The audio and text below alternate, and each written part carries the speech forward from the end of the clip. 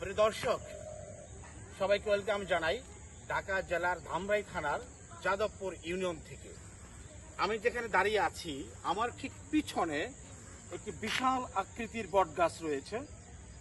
কথিত আছে যে দেবীদাস বংশের পূর্বপুরুষেরা প্রায় 500 বছর পূর্বে এখানে দুটো গাছ তারা রোপণ করেছিলেন, একটি পাকুর গাছ এবং একটি বট গাছ। এই বট গাছ এবং পাকুর গাছ নিয়ে অসংখ্য কথা, অসংখ্য তথ্য আছে, আপনাদের সাথে আমরা শেয়ার করব। তার আগে আসেন আমরা এই বট গাছ এবং এই পাকুর গাছটাকে আমরা ভিতর থেকে আপনাদের দেখাবার চেষ্টা করছি।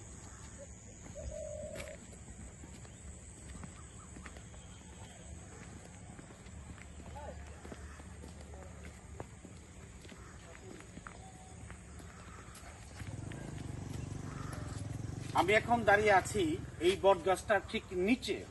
দেখতে পাচ্ছেন যে এই বট গাছের ডাল এই পর্যন্ত, অর্থাৎ রাস্তা অবধি পর্যন্ত বিস্তৃত হয়েছে এবং যেদিকে তাকাবো শুধু এই বট গাছ এবং পাকুর গাছের শাখা প্রশাখায় বিস্তীর্ণ হয়ে গেছে।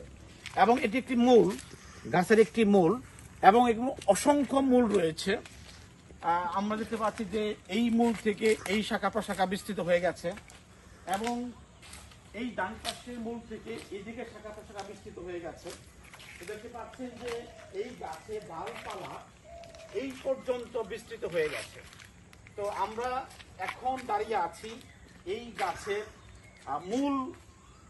মূলে, যেখানে অসংখ্য মূল রয়েছে এবং এখানে দুটো গাছ রয়েছে, কথিত আছে একটি পাকুর গাছ এবং একটি বট গাছ।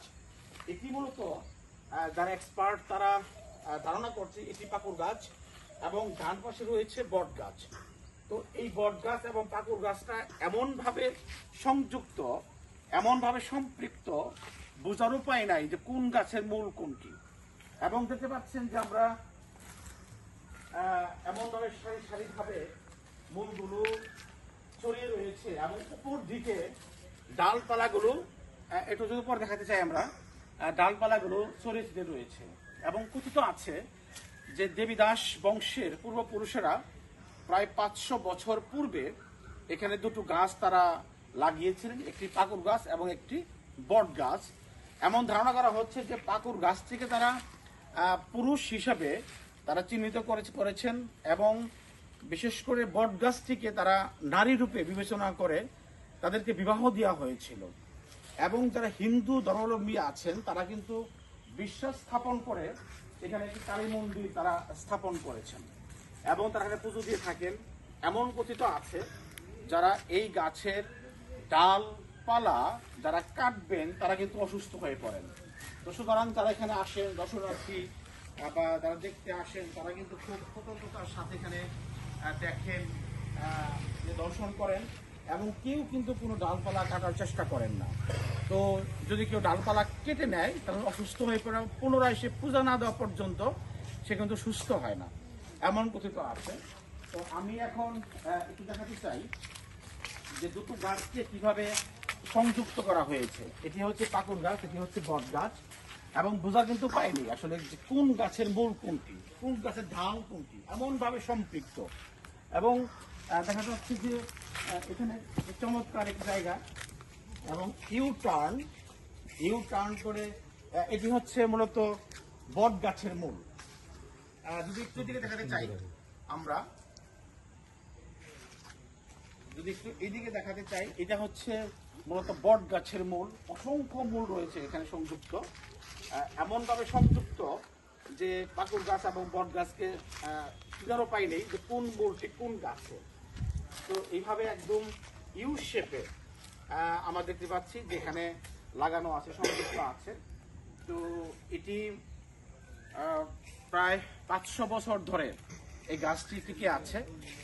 অসংখ্য মানুষ বিশেষ করে ছুটির দিনে দেখতে আসেন, বেড়াতে আসেন, পরিবার নিয়ে বেড়াতে আসেন এবং এটি ধামরাইয়ের একটি ঐতিহ্যবাহী স্মৃতিচিহ্ন হয়ে থাকছে। দেখতে পাচ্ছেন যে এই গাছের ডাল কতটুকু পর্যন্ত বিস্তৃত হয়েছে। আমি দাঁড়িয়ে আছি এই গাছের এই ডালে এবং দেখতে পাচ্ছেন যে এদিকে কত বিস্তৃত। তো আসলে অসংখ্য মানুষ এখানে প্রতিদিন আসেন। আমাদের সাভারের থেকে, ঢাকা থেকে, বাংলাদেশের বিভিন্ন অঞ্চল থেকে অনেক মানুষ আসেন। ধামরাই স্থানীয় মানুষজন আসেন। আমি প্রথমবার এসলাম এখানে।